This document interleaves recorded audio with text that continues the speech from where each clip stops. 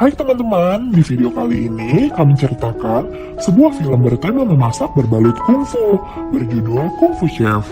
Pada saat itu, seorang koki handal bernama Wong Bingyi yang diperankan oleh Sammo Hung telah difitnah memasukkan racun pada masakannya. Dan karena banyaknya korban, alhasil dirinya terusir dari desa dan memutuskan untuk berkelana. Bagaimanakah keseruan dari ceritanya? Dan apakah nama baik Wong Bingyi dapat kembali? Kalau begitu, silahkan tonton video ini sampai selesai. Film bermula di acara penjamuan. Ketika itu, Master Yi menemukan bahwa masakan babinya menjadi gosong karena ulah asistennya yang bernama Leng. Dan karena masakan babi adalah bintang dari hidangan penjamuan, akhirnya Master Yi meminjam golok kepala naga yang menjadi warisan turun-temurun untuk mengganti masakan babinya. Dengan menggunakan golok itu, Master Yi langsung memotong daging babi itu dengan sempurna.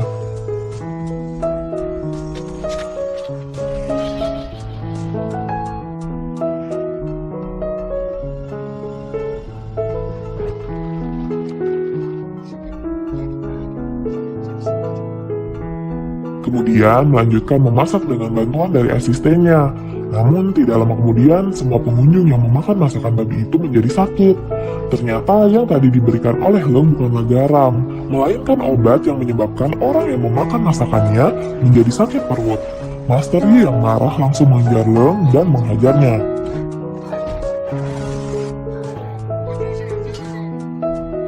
Namun, karena Master Yi adalah kokinya, dirinya lah yang harus bertanggung jawab. Maka dari itu, dia diusir dari desa dan tidak layak menjadi pemilik goloknya.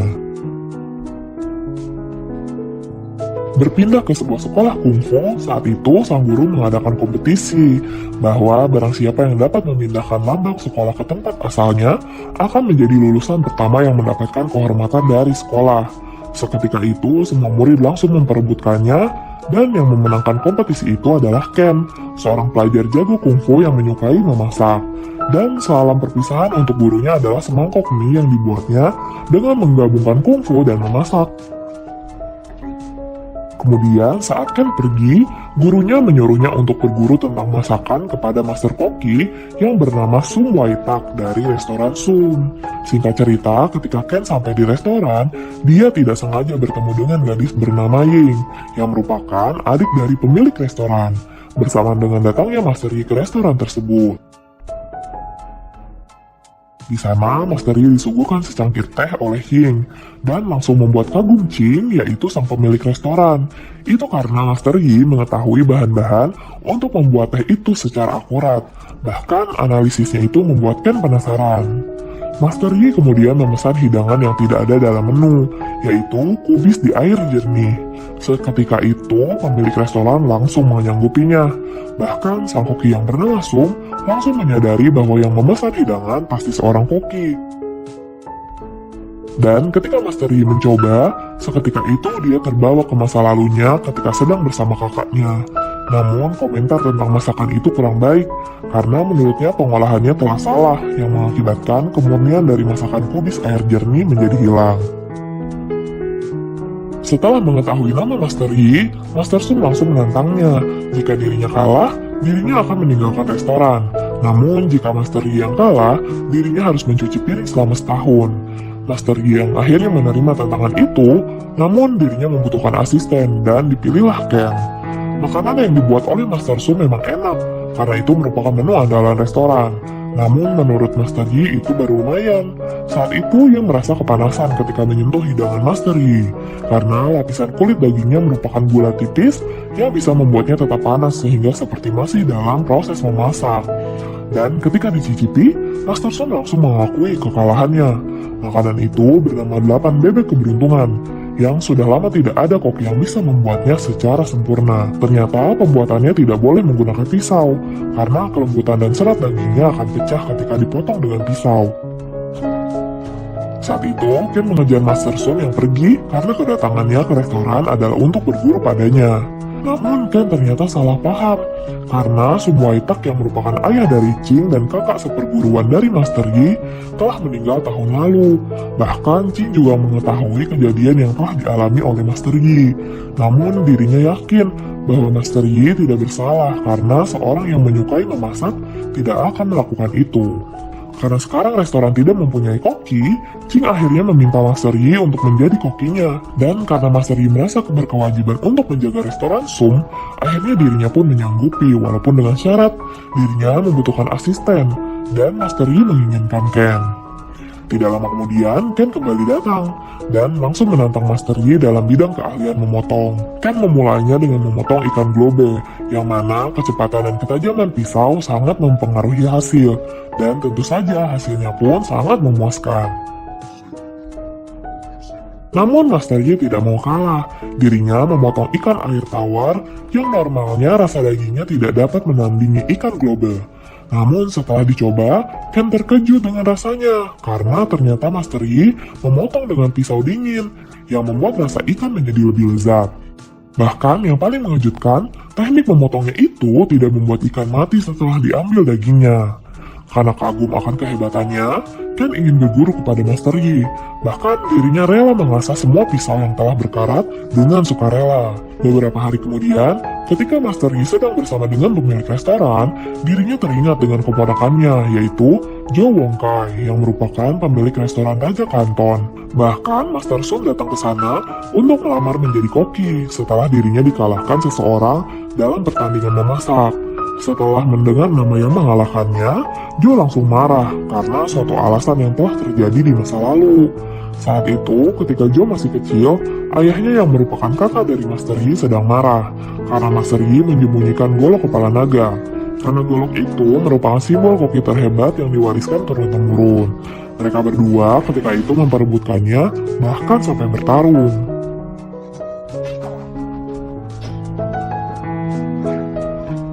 Namun ketika Master Yi akan tertimpa cowek besar, sang kakak menyelamatkannya hingga dirinya yang justru terluka.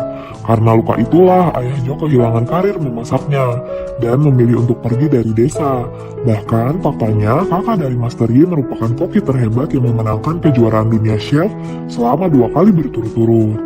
Master Yi kemudian mengajari Ken dimulai dengan pelajaran memotong. Itu karena seorang koki harus mempunyai kelebihan lain selain memasak, seperti memotong, memikul, menumbuk, dan yang lainnya. Bahkan Ken mendapatkan pelajaran baru ketika memasak sebuah telur, karena di balik hidangan paling sederhana, ternyata menyimpan kesulitan lain dalam membuatnya.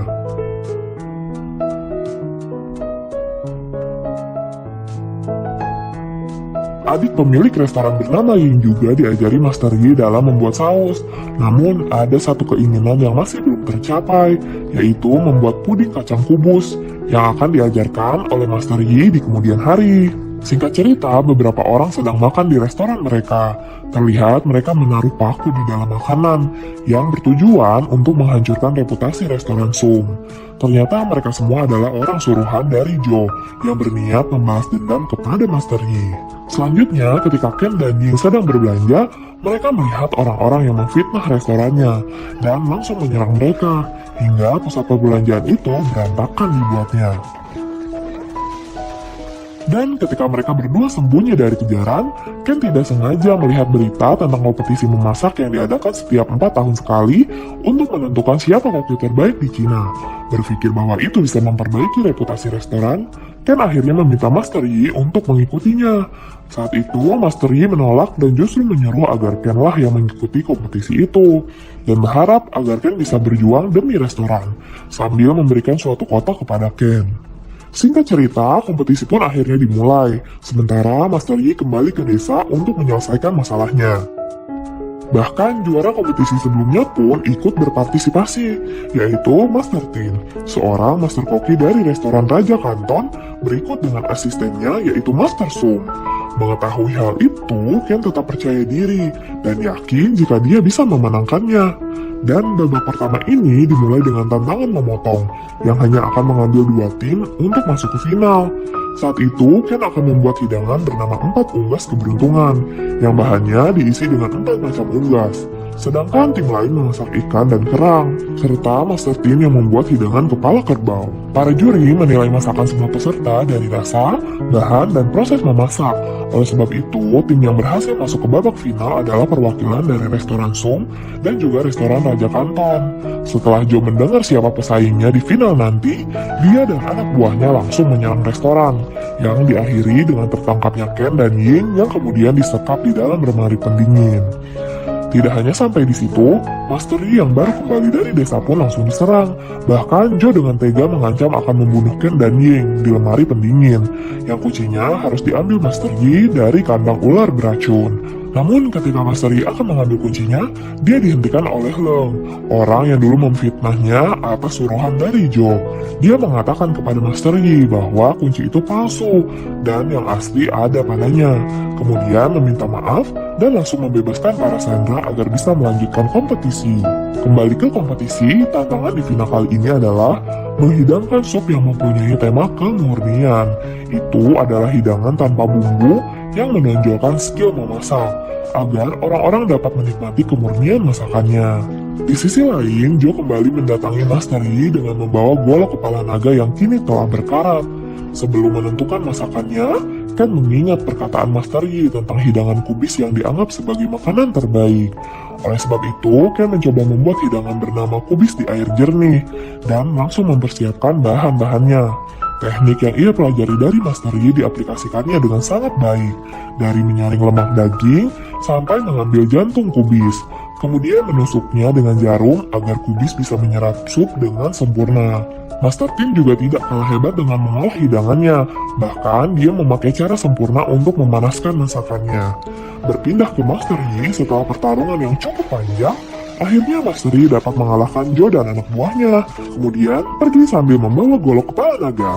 Kembali ke kompetisi, akhirnya hidangan mereka berdua telah dicicipi oleh para juri, dan ternyata hidangan Ken bukanlah tandingan dari hidangan Master Tin.